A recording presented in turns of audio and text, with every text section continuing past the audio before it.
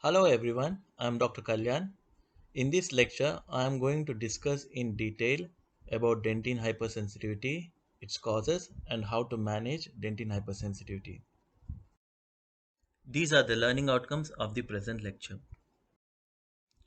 Dental hypersensitivity is one of the most commonly encountered clinical problems. It is a very challenging condition in which patients find it very difficult to describe the location as well as the amount of pain they are experiencing, and also for dental professionals also it is very challenging condition to diagnose. A definitive diagnosis of dentinal hypersensitivity can be challenging, and practitioners must rule out other problems which may mimic the pain caused by dental hypersensitivity. These other conditions can be caries, fractured or cracked tooth, defective restorations, occlusal trauma, gingival conditions that could be the underlying cause of the dental pain which the patient is experiencing. What are the other terms which are used interchangeably with dentinal hypersensitivity? These are dentine sensitivity, dentine hypersensitivity, cervical sensitivity, or just plain hypersensitivity. Now let's look at the definition of dentinal hypersensitivity. Dentinal hypersensitivity is characterized by short, sharp pain arising from exposed dentine in response to stimuli, typically thermal, evaporative, tactile, osmotic, or chemical, and which cannot be ascribed to any other form of dental defect or pathology. So, if we look at the definition, I would like to divide this definition into four parts. First part is which is describing the nature of pain, that is short sharp pain, and this pain is arising from the exposed dentine, which is the second part. So the first part is sharp pain which is arising from an exposed dentine, and the third part, what kind of stimuli usually elicit this sharp pain. The stimuli which typically elicit are thermal, evaporative, tactile, osmotic, or chemical. And the fourth and important part of the definition is that this pain cannot be ascribed to any other form of dental defect or pathology. So when we say about any other form of dental defect or pathology, means we are talking about caries, we are talking about cracked tooth, fractured tooth, or it can be due to secondary caries or fracture restoration, so where the diagnosis can be made. If you cannot make a diagnosis of any other reasons, then we usually may think that it can be due to dentine hypersensitivity. So let's look at the causes of dentine hypersensitivity. Okay, usually dentine hypersensitivity, the important condition is that the dentine must be exposed. Okay, dental exposure can occur due to either it can be due to periodontal problems or it can be due to enamel loss. So in periodontal problems, usually the cementum is lost and the dentine is exposed. So what are the various periodontal conditions or periodontal reasons which can lead to cementum loss and dentine exposure are periodontal disease, toothbrush abrasion, poor oral hygiene, inadequate attached gingiva, iatrogenic loss of cementum due to restorative procedures, aggressive scaling and root planing, acute or chronic trauma, occlusal trauma, tooth malposition, and excessive oral hygiene. In enamel loss, also the dentine can be exposed. Okay, as I said, there might be non-carious lesions. Okay, which can lead to tooth loss. So sorry, enamel loss leading to dental exposure, which can be abrasion, attrition, erosion, and abfraction. So in this slide, you can see various non-carious lesions which has led to enamel loss or cementum loss leading to dental exposure. Okay, we can see attrition, we can see abfraction, we can also see abrasion lesions as well as erosion lesions leading to dental exposure. So let's look at the incidence and distribution of dentine hypersensitivity. The incidence of dentine hypersensitivity has a very wide range from 4 to 74%. Patients complain of dentine hypersensitivity as a result of periodontal disease or its treatment showing high prevalence values of 60 to 98%. It is more commonly noticed in females compared to males. If you look at the age, usually between 20 to 50 years, and the peak incidence is between 30 to 40 years. The incidence of dentine hypersensitivity usually reduces as after 50 years. This is because of the deposition of secondary dentine. Dentine hypersensitivity is more commonly observed in canines, followed by first premolars, then incisors and second premolars, and the last are molars.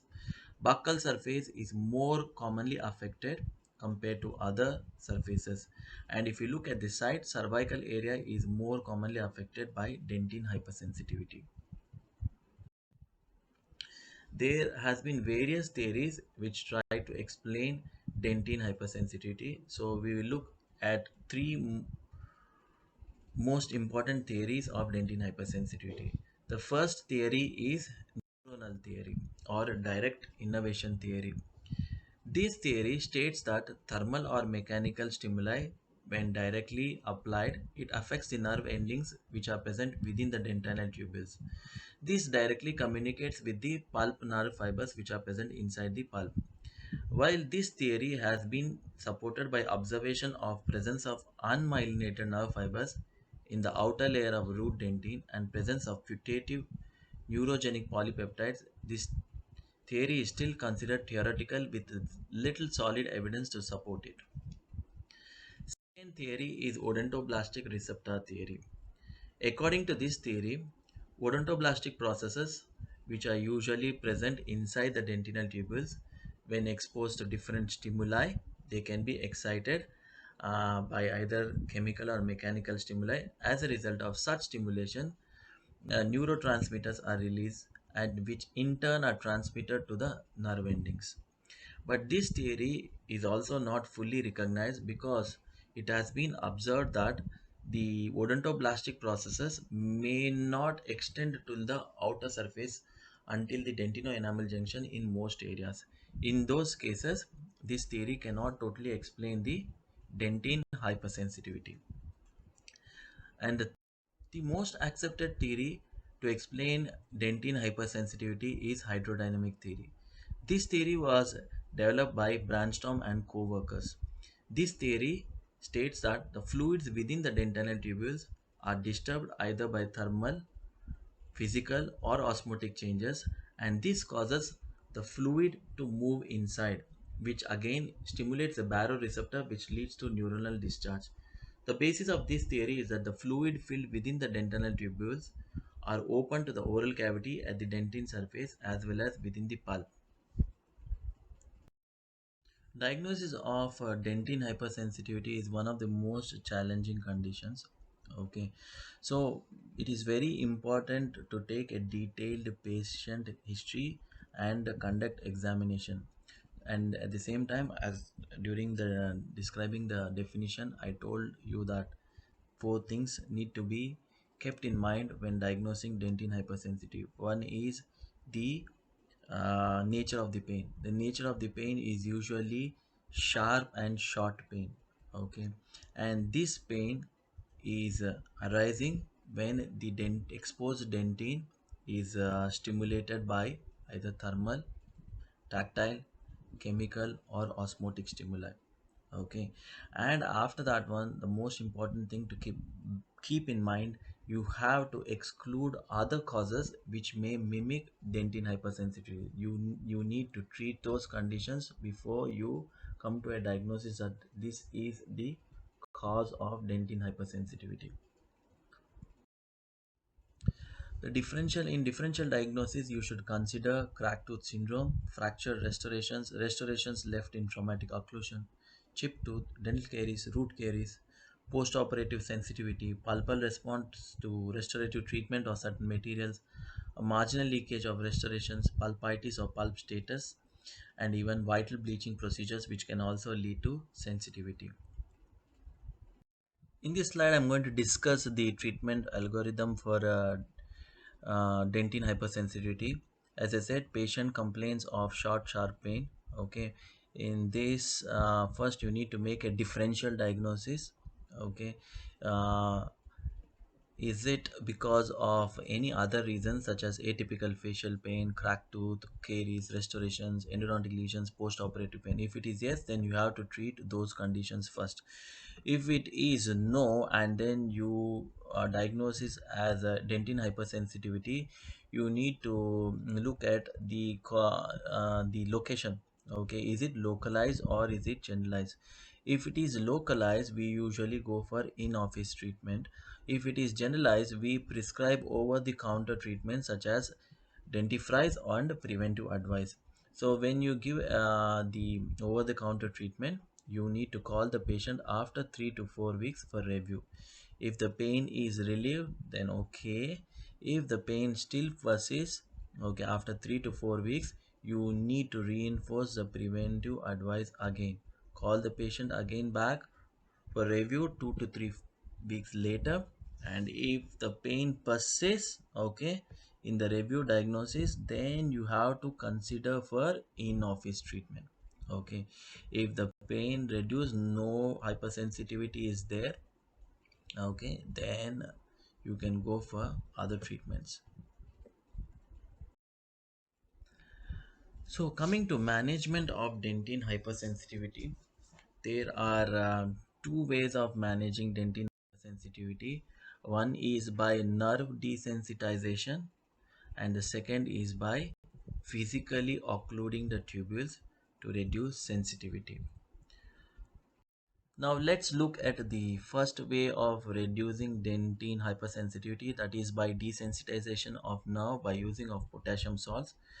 5% potassium nitrate compound has been used in dentin fibers to reduce hypersensitivity since 1980s. The active ingredient in this compound is a 2% potassium ion, which is released from dentifrices, which may contain potassium nitrate, potassium chloride, potassium citrate. It is thought that the synapse between the nerve cells is blocked by the potassium ions, which in turn will reduce the nerve excitation and the pain associated with it. Other than desensitization, it is also observed that compounds like potassium oxalate uh, have demonstrated formation of calcium oxalate crystals, and which could physically occlude the dentinal tubules and reduce the dentin hypersensitivity. The other way of reducing dentin hypersensitivity is by tubule occlusion.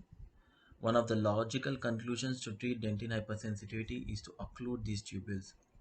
Reduction in dentin permeability as well as sensitivity occurs with occlusion of dentin tubules. But the effectiveness of these agents occluding the dentin tubules is dependent on their removal resistance. Some of the occluding agents could be resistant, while others are acid liable and can be easily washed away. This slide comprehensively shows us various methods of reducing dentin hypersensitivity. As you see, the point one, nerve desensitization by potassium nitrite. We can also use anti-inflammatory agents such as corticosteroids. And the third method is to cover or plugging the dentinal tubules. Various agents has been used to cover the dentinal tubules or occlude these dentinal tubules. These can be ions and salts of calcium hydroxide, calcium phosphate or carbonate, ferrous oxide, potassium oxalate, sodium monofluorophosphate, sodium fluoride, stannous fluoride, fluoride combinations, stannous fluoride, strontium chloride, bioactive glass. It has also been noticed that protein precipitates can also occlude the dentinal tubules, reducing the pain of dentin hypersensitivity. These protein precipitates are by formaldehyde or glutaraldehyde, zinc chloride, silver nitrate, strontium chloride, hexahydrate, casein phosphopeptides, and you can also use a burnisher to form a smear layer over the exposed dentin and blocking these dentinal tubules by smear plugs. You can also use fluoride iontophoresis. Fluoride iontophoresis is a method of using electricity to push the fluoride ions much more deeper into the dentinal tubules and sealing the dentinal tubules. It has been also proposed to use dentin sealers to block or cover the exposed dentin. We can use glass enamel cements, composites, can use oxalic acids and resins, fluoride varnishes, sealants, and dentin bonding agents to cover the exposed dentin. Can also use methods such as periodontal soft tissue grafting, where there is a gingival recession is there to cover the exposed dentine. Can also use a crown placement or restorative material, and even use of lasers has been propagated to reduce dentine hypersensitivity. So coming to now, let's look at one of the most common agent which has been used for occlusion of dentinal tubules. This is oxalates. Topical use of 3% potassium oxalate on exposed dentine after periodontal procedure can result in reduction of dentine hypersensitivity. The desensitizing action of potassium oxalate occurs by deposition of calcium oxalate crystals on the dentine surface. The calcium oxalate crystals formed on the dentine surface are easily removed by daily brushing. However, when this dentine is previously etched with 35% phosphoric acid, the penetration depth of oxalate buffer into the dental tubules is about 6 to 7 micrometers, and thus the pain relief can be expected for a longer duration. See, the application of potassium oxalate on etched dentine can be also associated with a covering of dentinal adhesives. As I said, iron now let's look at iontophoresis. Iontophoresis means introducing ionic drugs into the body surface for therapeutic purposes. The charged drug is delivered via an electrode, leads to deep penetration of ions in the tubules, leading to tubule occlusion. Fluoride iontophoresis means fluoride ion penetration. Desensitization is achieved by intratubular microprecipitation of calcium fluoride and the effect of fluoride on neuronal transduction mechanism. Since calcium fluoride is an unstable compound, fluoride iontophoresis increases the depth of penetration. Other agent which has been very popular in treating dentine hypersensitivity is CPP-ACP mixture. CPP-ACP stands for casein pyrophosphate and amorphous calcium phosphate. Calcium phosphate minerals are the main inorganic constituents of dentine, and mineral-rich deposits obstruct the dentinal tubule orifices in physiological process of dentine sclerosis. A method of mimicking this natural process may produce or provide an effective clinical treatment for dentine hypersensitivity. ACP has the highest rate of formation and dissolution under physiological oral condition. This compound is also capable of rapid conversion into hydroxyapatite crystals under these same conditions, which can precipitate in the lumen of open dentinal tubules. CPP-ACP is considered highly stable and prevents dissolution of calcium and phosphate and maintains a supersaturated solution of bioavailable calcium phosphate. It is commercially available as a tooth mouse, and it is also used for caries prevention in pediatric patients. Novamine is one more very popular agent. It is available on trade name DenShield. Novamine, the active ingredient in DenShield, is a bioactive glass that has been ground into very fine particulate with a medium size, less than 20 millimeters, and is composed of calcium, phosphate, sodium, silica, and oxygen. When this agent has been exposed to an aqueous environment, it releases calcium and phosphate ions. A layer is formed through several reactions starting from nucleation sites and finally crystallizes into hydroxycarbonate apatite, which is equivalent to hydroxyl phosphate apatite in a biological behavior. It is acid resistant and offers long-term relief. The combination of residual noamine particles and hydroxyl carbonate apatite layer results in a physical occlusion of dentinal tubules, which is claimed to relieve hypersensitivity. Lasers is now very popular in treating dental hypersensitivity, but has started as early as 1985. Laser irradiation has been applied for treatment of dentin hypersensitivity. There are two categories of applications that have been mainly used. One is a low power lasers such as a diode and gallium aluminum arsenide laser, and also medium power devices has been employed. Example is carbon dioxide and Nd:YAG lasers. For low output lasers like diode lasers or neon lasers, the desensitizing effect seems to be related to the laser activity at nervous level. They are thought to work by coagulation of protein, which in turn will reduce the dentin permeability. This coagulation of proteins is mainly because of denaturation of odontoblastic process or by overheating of the dentinal fluid. Only the Nd:YAG laser at wavelength of 1064 nanometers has additional analgesic effect.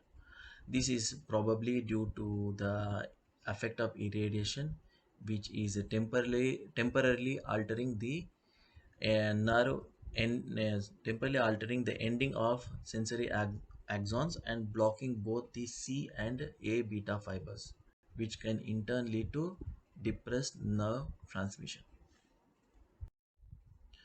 So, coming to the conclusion of dentin hypersensitivity, dentin hypersensitivity is one of the most common dental complaint, and prior to treatment, a differential diagnosis is very critical. Much has been learned about dentin hypersensitivity since it has been described as an enigma 20 years ago. The ultimate goal in the treatment of dentin hypersensitivity is immediate and permanent relief of pain. Professionals should identify the causative factors so that prevention can also be included in the treatment plan. Thank you very much. Hope you have enjoyed the lecture. In case of any doubts, you can approach me during the clinics. Thank you very much.